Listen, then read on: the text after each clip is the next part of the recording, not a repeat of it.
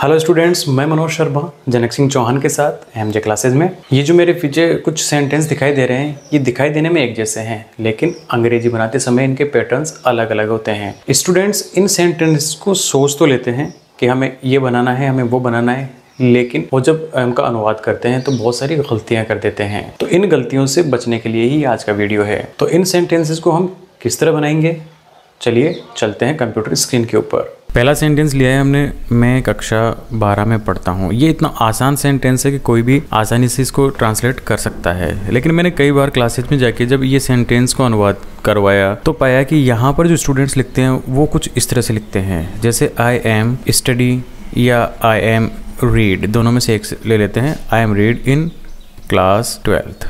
अब उनके अनुसार तो ये बिल्कुल सही होता है, लेकिन ट्रांसलेशन की अगर दृष्टि से हम देखें तो ये बिल्कुल गलत है, क्योंकि यहाँ पर हूँ जो है उसके लिए हम एम का प्रयोग नहीं करते। हमें रट्टा मरवाया जाता है छोटी क्लासों से कि हूँ का मतलब होता है एम या एम का मतलब होता है हूँ, और वहाँ पर वो जब इस स्ट्रक्चर को देखता है तो स्टूडेंट एम का ही इस्तेमाल करता है। लेकिन हम यहाँ पर ये देखें कि यहाँ पर जो हूँ है उससे पहले ताहू आ रहा है, और ये ताहू किसी कार्य में जुड़ा हुआ है, यानी पढ़ने के अंदर जुड़ा हुआ है। जब इस तरह का स्ट्रक्चर आए तो पिछली वीडियो में जैसे बताया था कि जब भी आप कोई काम करो तो अगर आप वो काम करते हो तो आई प्लस एक्शन की फर्स्ट फॉर्म लगा देने से आपका सेंटेंस बन जाएगा। तो यहाँ पर जब मैं कक्षा 12 में पढ़ता हूँ तो मैं यहाँ पर काम करता हूँ कक्षा 12 में पढ़ने का, इसलिए हम इसको बनाएंगे I study in 12th class. इस तरह से हमारा सेंटेंस बन जाएगा। यहाँ पर इस सेंटेंस को समझाने का तात्पर्य है कि यहाँ पर हूँ के लिए एम नहीं आएगा। अगले सेंटेंस में चलते हैं, वे सब कक्षा 12 में पढ़ते हैं। इसी से मिलता हुआ जुलता सेंटेंस है ये, और दोनों का पैटर्न भी एक है। इसका पैटर्न भी ये है कि जब ये शब्द आए वे या बहुत सारे बच्चों के नाम आ जाएं, व्यक्तियों के नाम आ जाए, तो हम क्या करेंगे, या तो वो नाम लिखेंगे सब, या फिर दे के लिए हम इस्तेमाल करेंगे बस एक्शन की फर्स्ट फॉर्म। एक्शन की फर्स्ट फॉर्म का मतलब है कि वो कार्य जो वे लोग करते हैं। अब वे लोग क्या करते हैं, पढ़ने का काम करते हैं, इसलिए हम लिखेंगे दे स्टडी। अब काम क्या करते हैं, वो पढ़ने का करते हैं, लेकिन कहाँ, कक्षा 12 में, तो हम लिखेंगे इन 12th क्लास। अब यहाँ पर रीड का इस्तेमाल भी हम करते हैं मोस्टली, लेकिन अगर हम थोड़ा सा डिफरेंस जाने इसमें स्टडी में और रीड में, तो फ़र्क ये होता है कि जब सरसरी निगाह से हम कोई चीज़ को पढ़ते हैं, जैसे कॉमिक्स है, अखबार है, तो वहाँ पर हम रीड का इस्तेमाल करते हैं। लेकिन विद्यार्थी सरसरी निगाह से नहीं पढ़ते, लर्न करने के हिसाब से पढ़ते हैं, तो अध्ययन करने के लिए हम स्टडी का इस्तेमाल करते हैं। इसलिए हमारा सेंटेंस बनेगा यहाँ पर they study in 12th class. तीसरा हम देखते हैं कि सुबह सुबह वहाँ पर भीड़ होती है।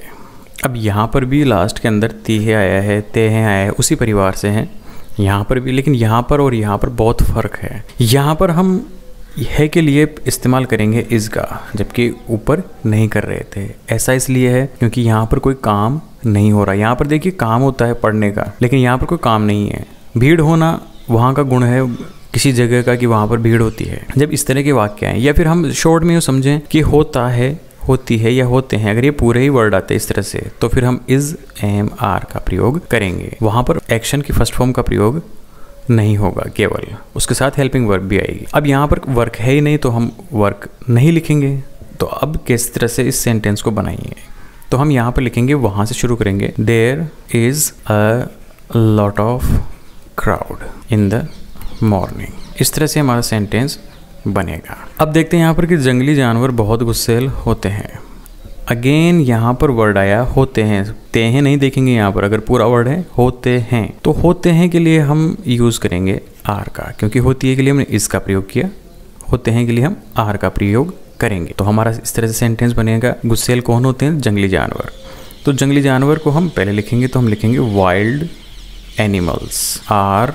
अब गुस्सैल वेरी एंग्री, ये एक साधारण सा वर्ड है, लेकिन इस वेरी एंग्री की जगह हम अगर लिखना चाहें तो एक बहुत ही अच्छा वर्ड है पैशनेट। ये वर्ड भी हम इस्तेमाल कर सकते हैं। तो हमारा सेंटेंस हो जाएगा wild animals are very angry. अगर हम इस वर्ड को इस्तेमाल नहीं करते हैं तो हम लिखेंगे पैशनेट। यहाँ पर एक सेंटेंस, वह होता कौन है आखिर जो मुझसे इस तरह बोले। अब ये ऐसा सेंटेंस है जिसको कई तरीके से हम लिख सकते हैं, लेकिन हम यहाँ पर बहुत आसान तरीके से लिखेंगे। किस तरह, सबसे पहले लेते हैं हम यहाँ पर दो क्लोजेस के अंदर, मुझसे ऐसा बोले और वह होता कौन है। तो सबसे पहले हम बनाएंगे वह होता कौन है। ये एक प्रश्न भी है या किसी को ताड़ने के लिए भी ऐसा कहा जाता है। तो पहले हम लिखेंगे वह होता कौन है, तो हम इसको आसान लैंग्वेज में लिख देंगे हु इज ही।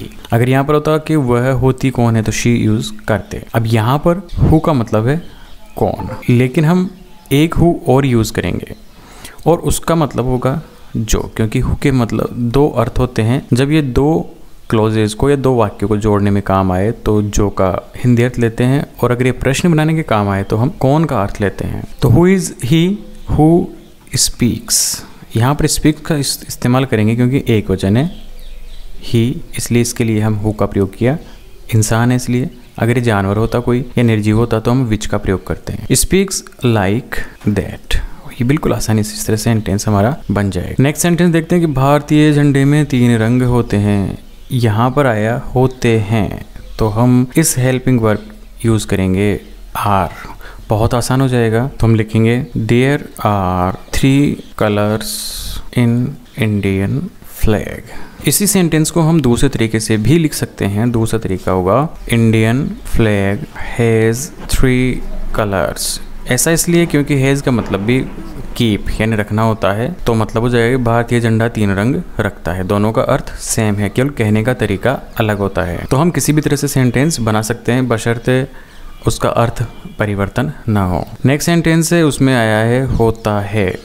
तो अब तो आपको समझ में आ ही गया होगा कि यहाँ पर जब होता है आ रहा है तो हेल्पिंग वर्ब हो जाएगी हमारी इज। सेंटेंस बनाएंगे, यह इट या दिस कांच का बना होता है तो इट इज, बना होने का मतलब होता है मेड ऑफ, तो it is made of glass. बस ये हमारा सेंटेंस बन जाएगा। अब लास्ट के 2 सेंटेंस ऐसे हैं जिसमें सर्वाधिक गलती करते हैं, सिर्फ स्टूडेंट ही नहीं बहुत सारे लोग। मोस्टली स्टेटस पे या फेसबुक पे इंस्टाग्राम पे आपने देखा होगा कि ये जब सेंटेंस लिखा जाएगा तो मोस्टली इंग्लिश में ही लिखते हैं सब, और इसको लिखते हैं टुडे इज़ माई बर्थडे, ये लिखते हैं मोस्टली।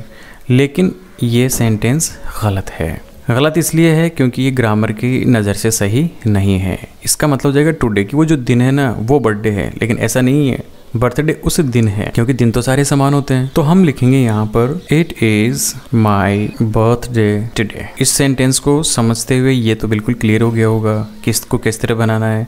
अगर है आज तो मेरी परीक्षा है, इसका मतलब ये नहीं कि टुडे इज माई एग्जाम। हम इसको लिखेंगे it is my exam today. तो आशा करता हूँ मैं काफ़ी सेंटेंस के बारे में आपका जो कन्फ्यूजन है क्लियर हो गया होगा। जय हिंद, जय भारत।